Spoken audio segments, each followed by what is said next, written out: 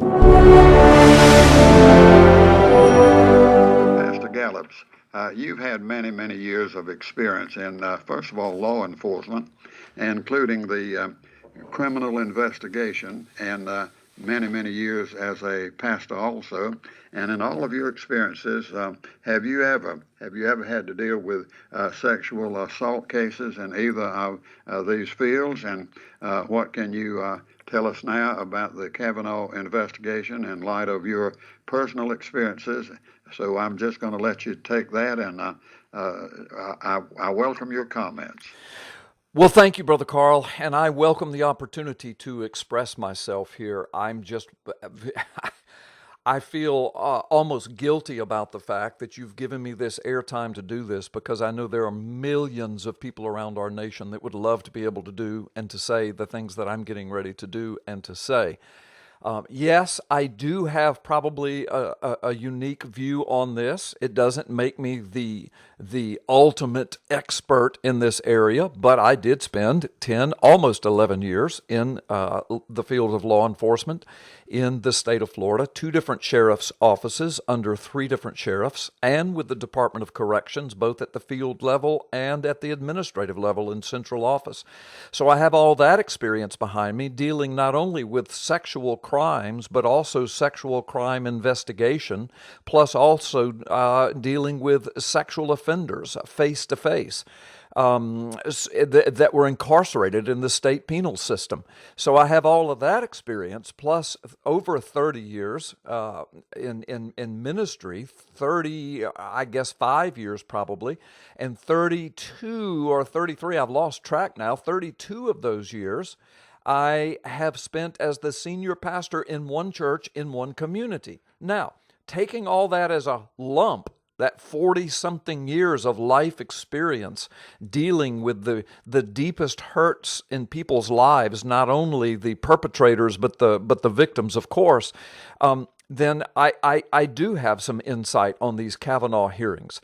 Let me just say that I have a lot of friends. I've developed a lot of friends in the law enforcement, criminal law enforcement field over the years, scattered around the nation. Some of them very high-ranking officials, several of them who have retired at extremely high ranks. I have several friends that are very important and influential judges. And I have been in communication with a lot of these people during these hearings, and we have all been watching judiciously, no pun intended. But I mean, seriously, I am a big fan, a big proponent, a big supporter of the rule of law, of our constitutional republic, and more importantly to me, of biblical principles of fairness for all. Not only the victim, the one who is alleging that crimes have been committed against them, male or female, but of course also the suspect, because in our nation we are supposed to, at least at the legal level, now with 24/7 news cycles and the internet, it's become very polluted and diluted, but at least at the legal level, we are commanded by the Constitution and our constitutional amendment and our rights as citizens that we presume someone innocent until they're proven guilty. Now, that doesn't mean that we have to believe in our hearts and with all the fiber of our being that someone is innocent. There have been people that, that I've arrested that in my heart and in my being, I knew they were guilty. But you know what? Through the whole process of arrest and investigation and preparing for court and dealing with the state attorneys and everything else and going to depositions, I maintained the presumption that the person was innocent until they could be proven guilty by the preponderance of evidence, hopefully most of it forensic evidence, that is hands-on, scientifically acquired and proven evidence. And so this process that we're watching unfold before us, I know it's not a court, but that doesn't take away from the American constitutional republic philosophy of the presumption of innocence until proven guilty, balanced with as much dignity and respect to give the person making the accusation as possible. And sometimes that's a tough balance. But it has to be done in a civilized culture, Brother Carl. Otherwise, we become a banana republic. So I'm just going to say, I wish I could give names. I did not ask permission, so I cannot. I should have asked permission because I have spoken to several very influential judges who are dear friends of mine about this whole proceeding. To the letter, every every judge that I have spoken with, and every law enforcement official that I have spoken with that have been keeping abreast with this, they say, and by the way, this is my opinion too, and I'm going to unload on that in just a moment, but they say that they are aghast that, just like Judge Kavanaugh said, this is becoming a national disgrace, rule of law, constitutional republic, presumption of innocence until proven guilty, is just being trashed right before our eyes. The judges that I talk to who deal with these things in their courts, they sentence sexual offenders to prison. I spoke to two of them, and both of them have said to me that this is absolutely a sham job. It is a political assassination attempt. That was their opinion. Now, let me just speak for myself now for a few moments. And again, thank you for the opportunity to do this. And I know some of your audience may disagree with me. Some might disagree vehemently. So these are just my opinions, not yours, not your radio station. But here's the deal. I want the truth. I am a fair-minded person. I try to be a man of God. I am a man of God's Word. God's Word does not say to cover up someone's guilt because you like them politically. I happen to like Judge Brett Kavanaugh's political stance on most everything. And not necessarily political, his judicial stance, his rulings on almost everything. So politically, I happen to have supported him. Now, in the meantime, I don't know this woman, Miss Ford, but I have been watching a lot of this today. Her testimony, his testimony, the cross-examination from the woman they brought in, the woman attorney they brought in, as well as the senators. And I'm telling you what, this thing stinks to high heaven. And let me just explain why. I have actually investigated these kinds of cases. I actually have. I've investigated rape cases. I've actually solved rape cases. One in particular I can remember vividly, and I'm not going to go into the details, but I'm just letting your audience know that I am speaking truthfully here. I would be an idiot to get on national airwaves and tell a lie. But I actually investigated a sexual crime wherein it was almost difficult. It was becoming very difficult to solve and to prove. But because of some, back then I would have called it lucky breaks. Now I would say the hand of God.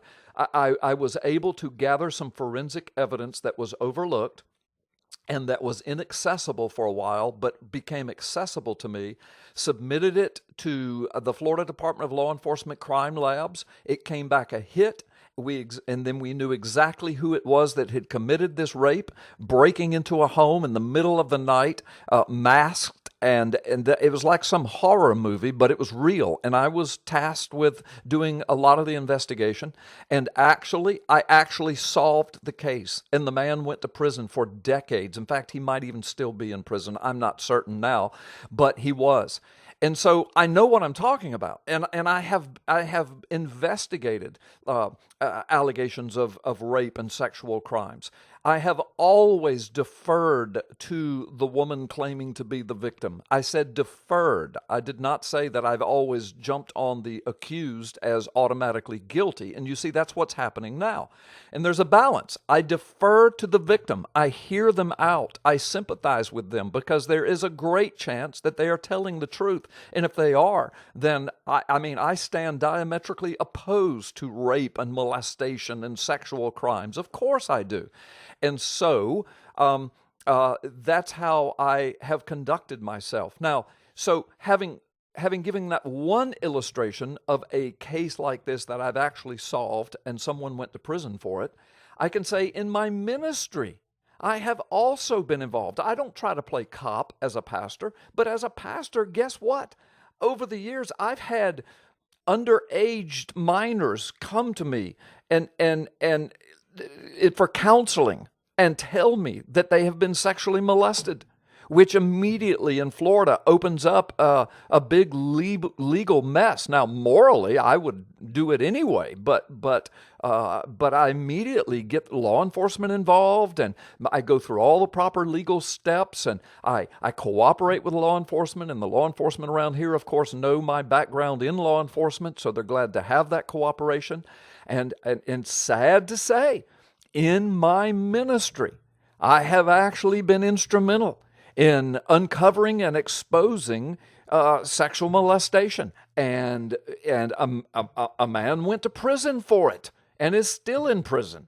So I'm saying all that just so your audience will know that I take this stuff seriously. I've been involved at a law enforcement and a ministerial level, working with law enforcement at a first-hand basis. Okay? Now, having said that, I will say to you that so much of what I'm hearing in this case, so much of the jargon is absolutely it is destructive. It is absolutely unconstitutional. It is unconscionable. I just finished watching Judge Kavanaugh give his heart-wrenching declaration of innocence. Weeping as he spoke. Now, I'm not saying that makes a person innocent, but I'm just listening to him categorically swearing under oath these things did not happen, never happened, didn't even come close to happening.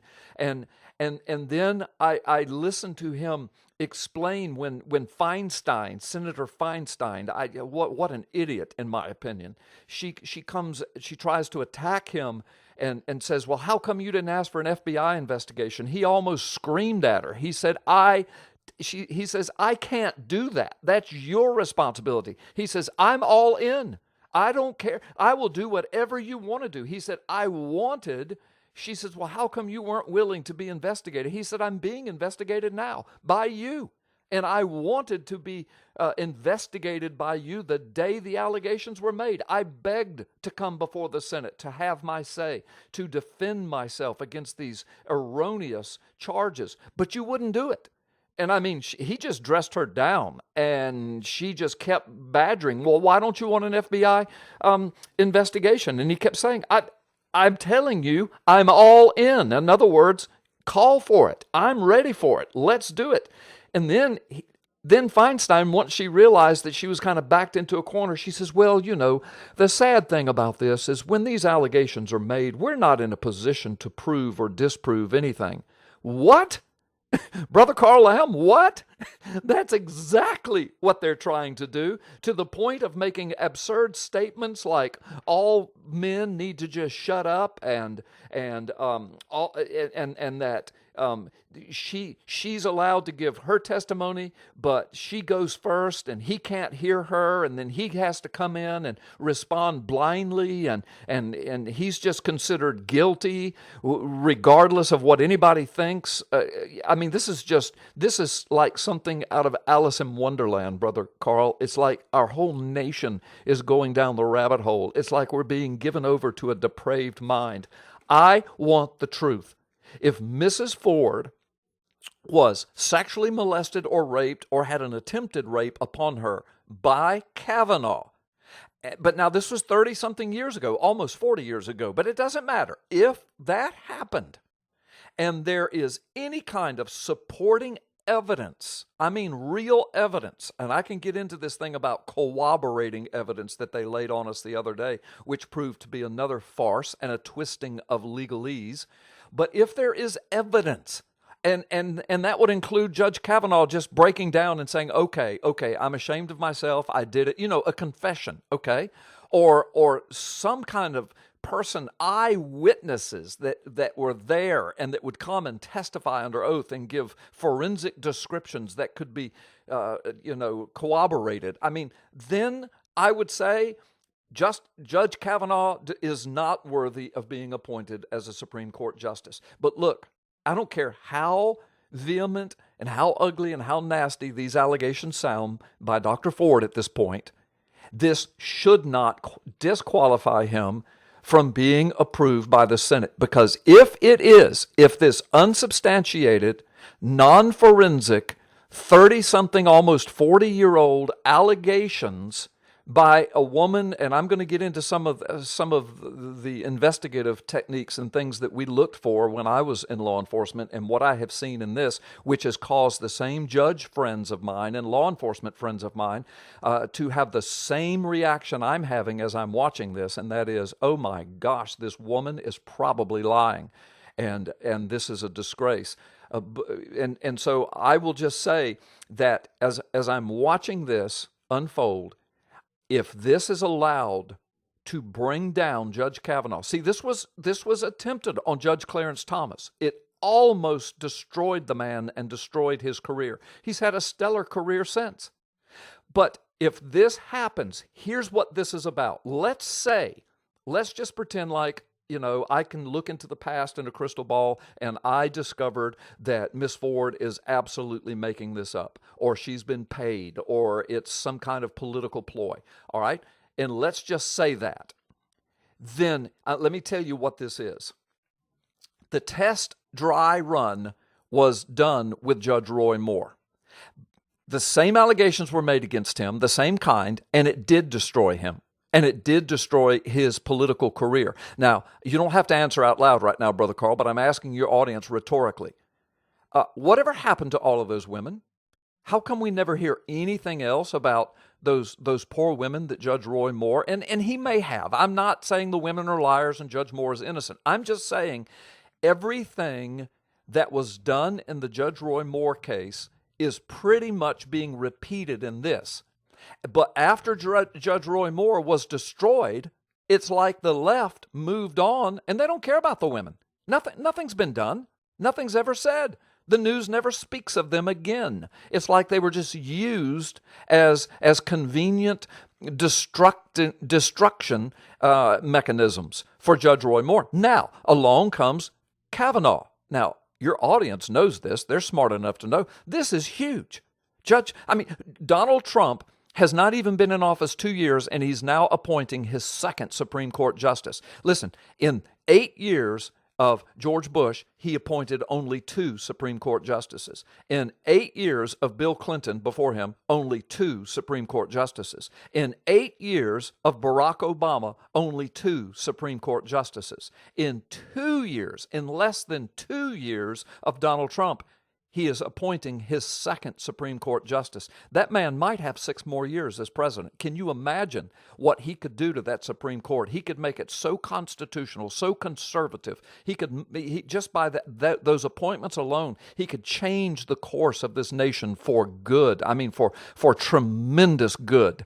And the left knows it. They are terrified. They are terrified of Kavanaugh because he is a strict constitutionalist. He's anti-abortion. He's, almost all of the things that you and I would say we are, and most of your audience, Brother Carl Lamb. So this is what's going on. They've test floated this scenario with Judge Moore. They destroyed him with it.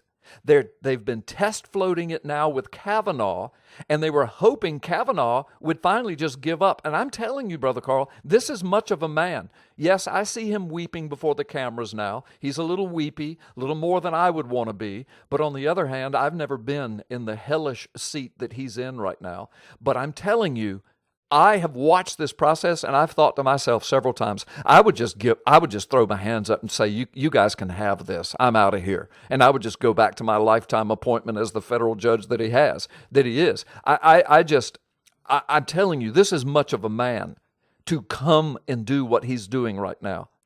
And to come before the nation and endure this. And they were hoping several things, that either he would give up, and then, watch this, President Trump would have a heck of a time finding anybody on the heels of this who would allow themselves to go through the same thing. No, nobody. Anybody he asked would say, oh, no, not me, which is what the leftists want, because they're hoping the midterms will come and go and that they will regain the Senate and maybe the House. And then they could turn down and obfuscate the entire judicial appointment process until 2020, when they think that they can maybe win the president and the White House back, and then they can get on with destroying the country. That's what this is about, Brother Carl Lamb. I'm telling you, that's what it's about.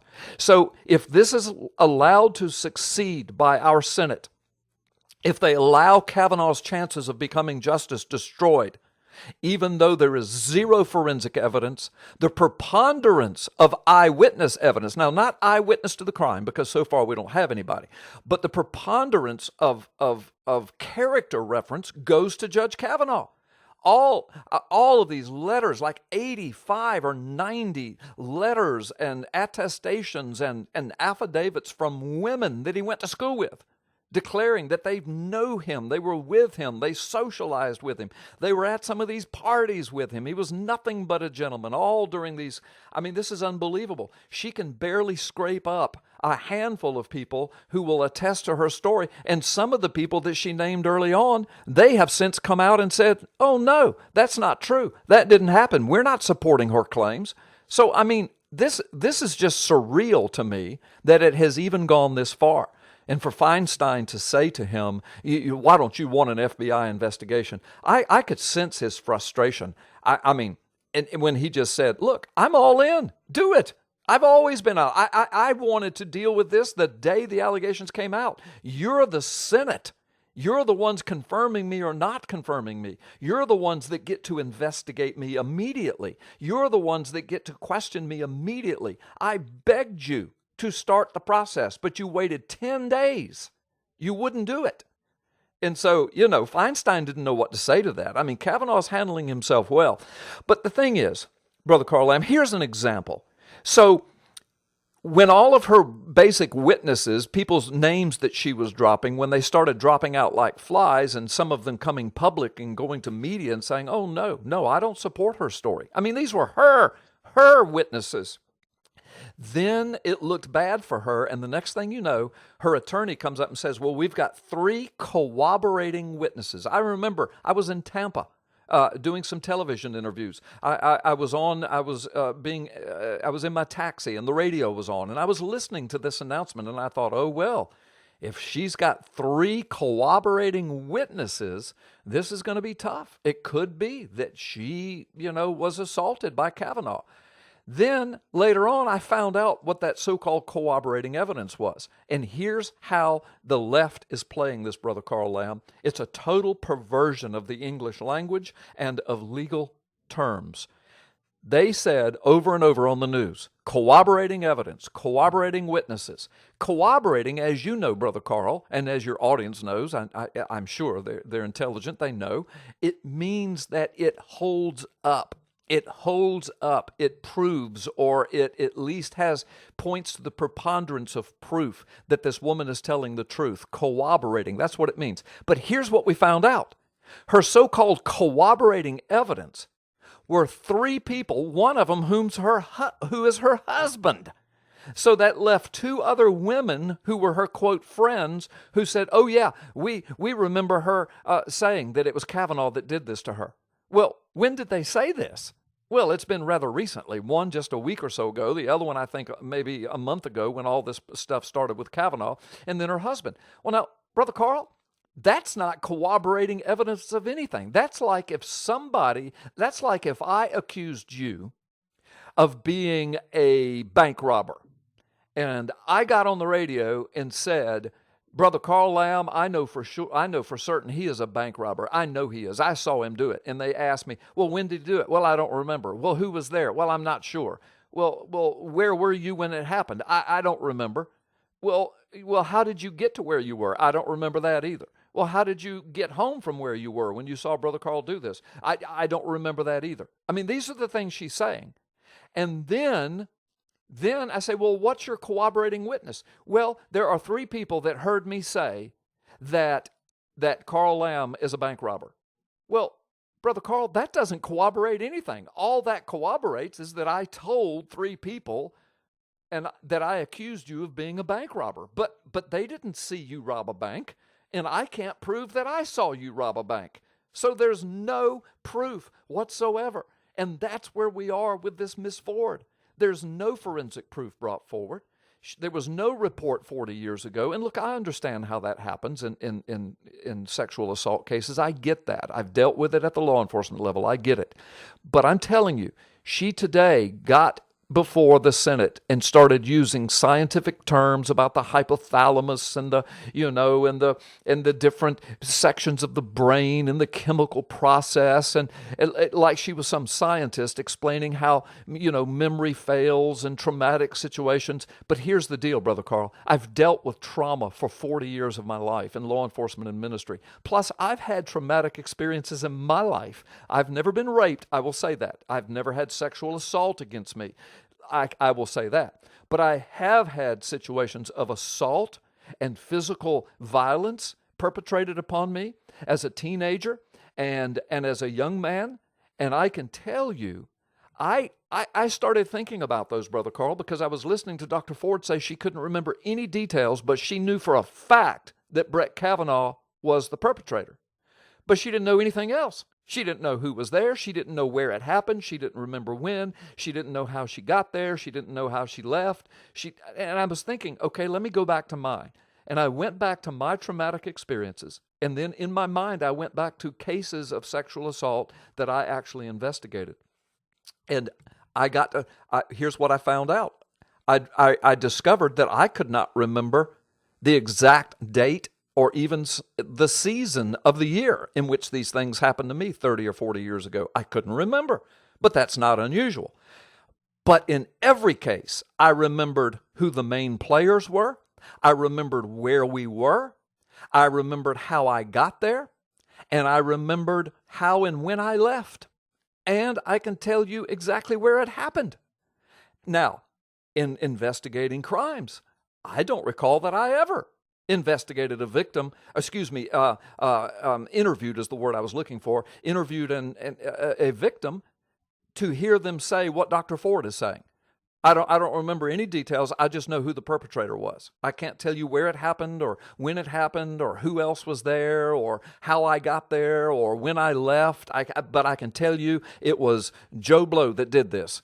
I've never experienced that. That doesn't mean it can't happen, I suppose, but I'm finding all of this extremely hard to believe. I'm finding I listened to her today. I'm listening to Judge Kavanaugh. I'm telling you, I want the truth. I want the truth. If Judge Kavanaugh did this, and if there was any evidence to support it, I would be totally on this woman's side, and I would say, let's move on. Let's find somebody else. But the deal is, brother, we're not there yet. We're not anywhere close to being there. And just like Kavanaugh said a little while ago, this is a national disgrace. The way the left is handling this ought to terrify your audience, Brother Carl, because this is what the left wants to do the rest of us with our Constitution, with our legal rights. They want it to be that if anybody they don't like or they want to burn down legally, that they can just allege something, and you have to prove that you didn't do it. That is not the American way. That is the way of banana republics. That's the way of third world countries. It's almost impossible to prove you didn't do something, but it's a whole lot easier to defend yourself and to prove that you didn't do something when allegations have been made against you, because what happens is the person that makes the allegations, the burden is upon them to prove the allegations. I mean, if they are the victim and it is absolute truth, then they should be able to prove that. Get a good attorney, get good investigators, and prove that this actually happened. Brother Carl, I know this is only anecdotal, but let me just tell you, I've told you of cases I've investigated. I've told you in the ministry of people that went to prison because of my involvement in investigating and helping. I've told you as a law enforcement officer, the forensic evidence that I gathered to put one person away that I can remember very vividly. Now let me speak about another on the other side of it. My wife witnessed this. I was on patrol in a large sheriff's office. My wife was on a ride-along program. She only went once or twice with me. She wasn't cut out for it, and I felt very funny with her being with me. But we were allowed to have our wives with us for I think for 4 or 5 months, there was some ride-along program in a big department. It was the thing to do. They were trying to make sure that the women, the wives, and back then it was almost all male officers. We had a few female officers as in my latter years, but they wanted to make sure that the wives understood what we did and what we dealt with and the stress of it, etc. I was always a little freaked out because, listen, I've been in several gun battles. I've been shot at, and I really didn't want my wife in that position. But the bottom line is she was with me. We were on a Friday night in a big university town, city where I was a deputy sheriff. We were parked near the university outside of a big bar. There were hundreds of people in and out of the bar. It was kind of a rowdy crowd. I had been sent down there just to kind of check it out, to keep a little peace. While I was there, in my patrol car, my marked car, I'm behind the wheel driving, of course. I pulled over to the side. I'm just taking a look at what's going on. A woman came screaming out of the crowd, running up to me, weeping. I've been raped. I've been raped. I'm so glad you got here. I've been raped. Well, immediately I deferred to her. I said, ma'am, please, please. And I jumped out. I got her. I said, here, sit in the car. My wife, this is my wife. And, of course, Miss Pam, my wife, was so sweet to her. And then my wife knew to kind of butt out while I started my law enforcement, investigation and the questions. So I started talking to her. My wife just sat there and consoled her. She was weeping and just sobbing and heaving, and her clothes were disheveled, and kind of all of the signs. I was just getting ready to pick up the microphone and call for an ambulance so we could get a rape kit and some medical help for her. I didn't see any physical signs like she had been battered or bruised, but that doesn't mean she hadn't been raped. So I'm talking with her, and because of a line of questioning, I'm going to make this quick, that I gave to her, she finally broke down and admitted that it was all a lie, that she was trying to get this guy to take her home with him, and she felt jilted. And so when she saw me pull up, she thought she could come over and accuse him of rape to punish him and to get him arrested for the night. I'm telling you, Brother Carl, I know that this stuff happens. I know George Soros is always behind the scenes. I know he's always slinging his money. I know supposedly, I don't know this personally, but there have been reports that this Dr. Ford and her friends and people are big supporters of Clinton. And of course, Hillary Clinton is absolutely devastated by not winning. They hate Donald Trump. They hate the thought of a Kavanaugh on the bench. They hate the thought of 6 more years for Donald Trump. They're trying to derail the whole process. It has become a sham so far. Now, I may have to come back on your show and apologize if it turns out, if Kavanaugh breaks down and just confesses, or if some huge piece of forensic evidence comes forward that just slam dunk proves the case. But so far, all we have is he said, she said, and Judge Kavanaugh, a man of a stellar career and a stellar record, with a wife and girls, and tons of women who have signed affidavits or written letters saying we've known him all of his life. He's a prince of a gentleman, never laid a hand on us or any of our friends, ever. I would have to go with him. This is a political hack job. It's a test case that the leftists are floating to destroy this nation. That's my assessment. You may not share my thoughts. It's okay. It won't hurt my feelings. And again, I'll say to your audience, these are only my opinions so far, not Brother Carl Lamb's and not the opinion of this radio station. But that's my experience. I could talk about this for hours, but let me hush. I've talked too long. Well, let me thank you for a powerful, powerful commentary. It is powerful. I appreciate it, and thank you so much for your prayers, and thank you so much for